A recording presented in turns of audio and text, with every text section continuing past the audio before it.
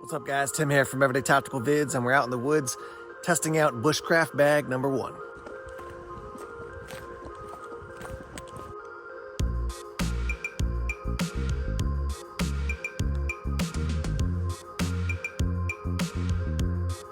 So for me, when I get out to an area I'm going to do bushcrafting, one of the first things I always do is kind of get my gear situated.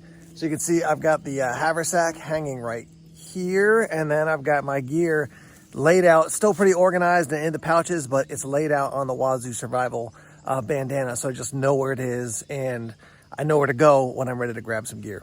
Next up, I want to get my knife system on my belt so I don't have to wander around looking for it. It's always there with me.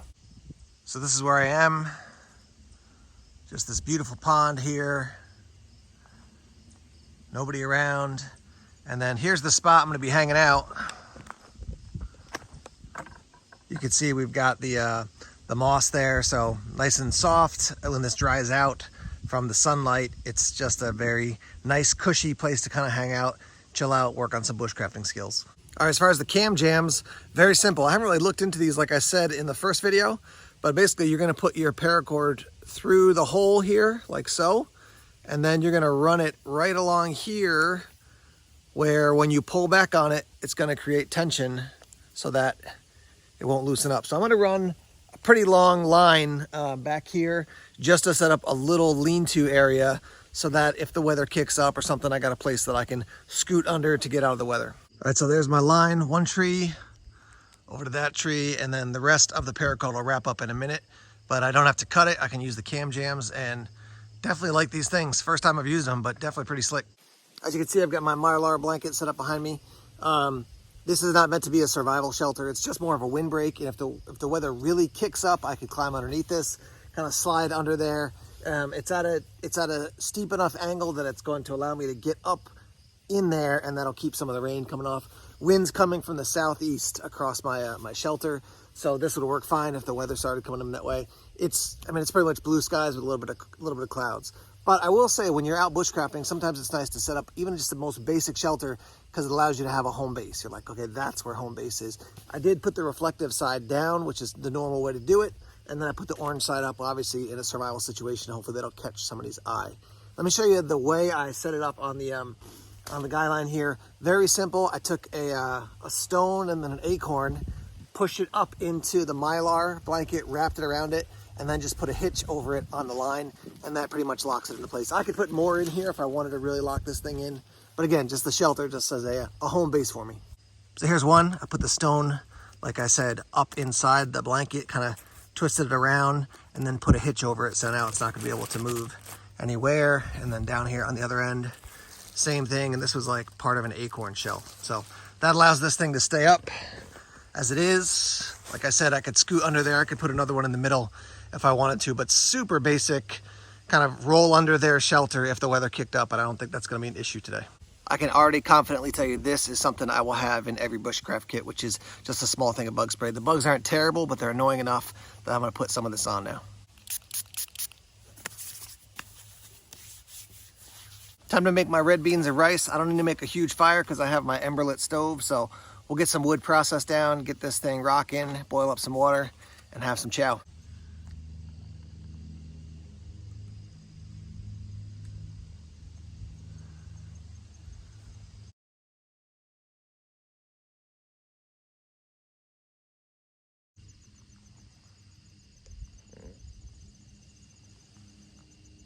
So to make the red beans and rice, I need 600 milliliters of water, 2.5 cups.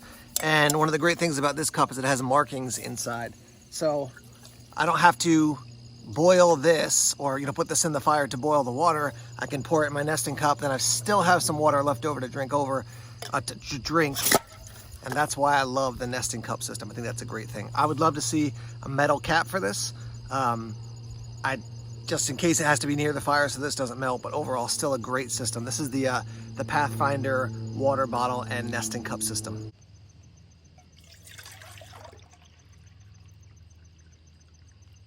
You take a look at this right behind me here. There's a downed pine tree that's been drying out for a long time. So I don't need to go bring my saw and my the tops nada and go out and chop stuff down. Got my wood right here to get the stove fired up, so let's rock and roll. So I got some fat wood that was in the fire kit, and I'm just gonna get some shavings down here That'll help get the fire started. You can see I'm using my glove to catch them so they're not gonna all just land on the rock and I gotta scrape them up. This way it's easier just to collect them this way. This way it's easier just to collect them, I should say. And this fat wood is nice and dried out, so it's definitely easy to get the shavings off of them. Using the spine of the Garberg. Don't need the blade at this point. Let's see what that looks like. We'll add a little of the fast fire to that. I don't even know if Pro Camp Tech is making this fast fire anymore. They've got other things that they have been producing over recent years. So I'm just gonna kind of pry some out with the tip of the blade here. And this is all highly flammable material. And it's kind of fibrous. I want to say cloth based, but you know, it's like fibrous, like if you cut up a piece of rope and then kind of tore it apart. So we'll put that in there too to get things started. As you can probably see, I sort of made a torch with some of the fast fire stick, and I put it on the end of this stick so that I can pick it up and put it in there as opposed to having to strike a fire steel down in there. It's just a lot of work fighting against the structure of everything. So this way it should make it easier. We'll see if this works. Got my big Schrade fire steel here from many years ago.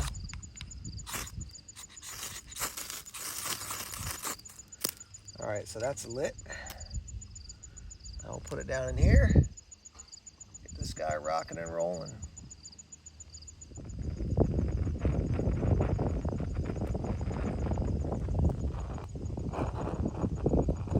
So I've used this Emberlit stove quite a few times. I can tell you one thing, it burns the wood very efficiently and quickly because they're such small pieces of wood, so you can keep it, you know, the flame rocking to get this thing heated up. So just be prepared. You're gonna have to be feeding it on a regular basis, and it can go from flaming up to just, you know, nice embers pretty quickly. So I gotta get back to feeding this thing right now. Looks like we're ready to rock and roll here. Yeah. All right, so here we go. Take this off first, put it down here, and then actually use this other glove as kind of a wrap for the handle, and then pour this in here.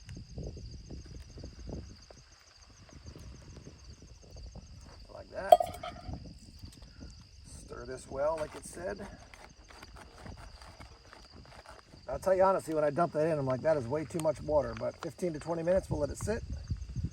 And we'll check, and it should be good to go. All right, so I got a timer running for my red beans and rice to fully hydrate and cook and everything. And just a thought on bushcrafting right now, which is that, like, right now is kind of, it's one of those sweet times when you're out doing bushcrafting skills, those types of things, when you get just to chill and take in nature, right? So I'm out here at this abandoned pond. I just saw a great blue heron fly by. I'm hearing wildlife all around. There's like geese or something over on the far side of the pond. But yeah, I mean, this is like, a lot of us get into outdoors and bushcrafting and stuff because we like to we like to be in the woods because of the adventure, and then also that just kind of quiet, that silence, that solitude. My buddy Craig Cottle from the Nature Reliance School often talks about like how it's good just to be out in nature, and the research backs that up. Just to be in the outdoors is good for you. So yeah, this is one of those sweet times. I get to look out on the pond, take it all in, and then I get to eat some food.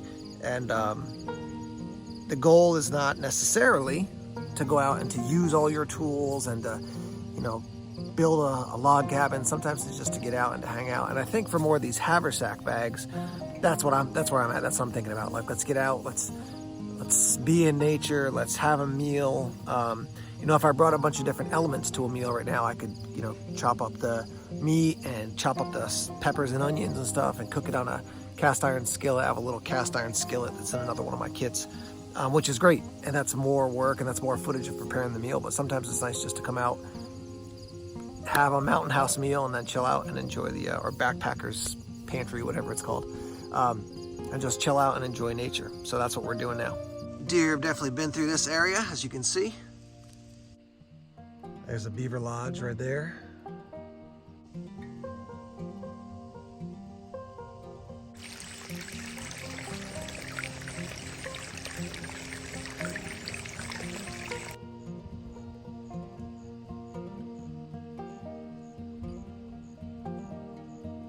So I don't know if you guys can see it, but let me just point out here with my finger. So right at the end of that kind of angled log coming up out of the water is a kingfisher just hanging out there on the end of that log, probably looking for what he's gonna go diving after or in a second.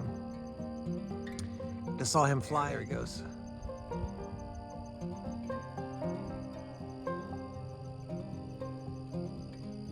Yep, now he's hanging out there.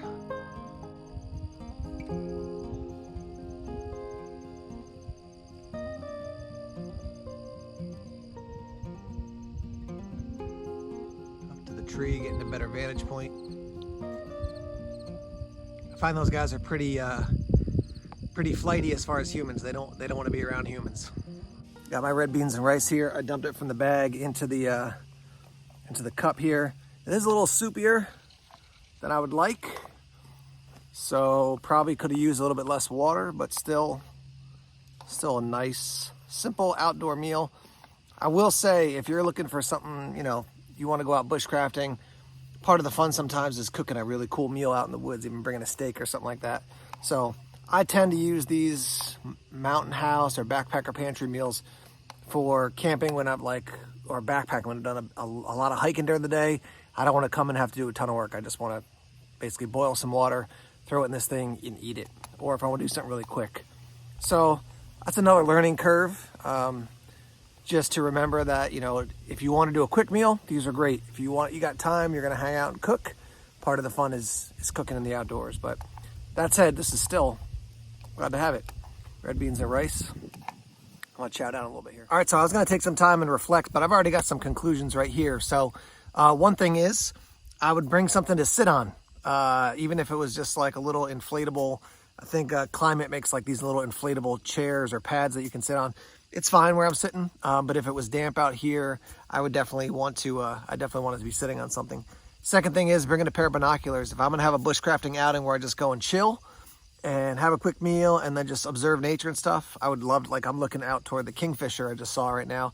I'd love to have a pair of binoculars to do that. So that's the second thing. Third thing I would mention is the meal. You know, if you got more time, maybe make a little bit more extensive of a meal instead of just something where you boil water, add it to the bag, and then let it hydrate. So that's another thing. Fourth thing would be, I think this is number 4. Fourth thing would be that I didn't use all the items that I had, but I'm glad I had them, right? So like I brought a med kit. I'm not gonna not bring some sort of medical kit. You should definitely have that with you, even if you're just going out bushcrafting. So I'm glad I had that. I'm glad I had the bug spray because once I put it on, the bugs stopped bothering me.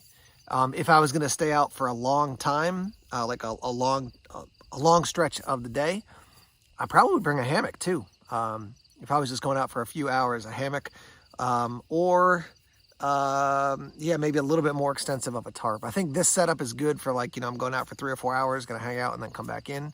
And the weather looks like it's gonna be good. If there was inclement weather, I definitely want a little bit more shelter to, you know, to keep the rain off. This would certainly keep the rain off. My little tarp system, you can see right back there.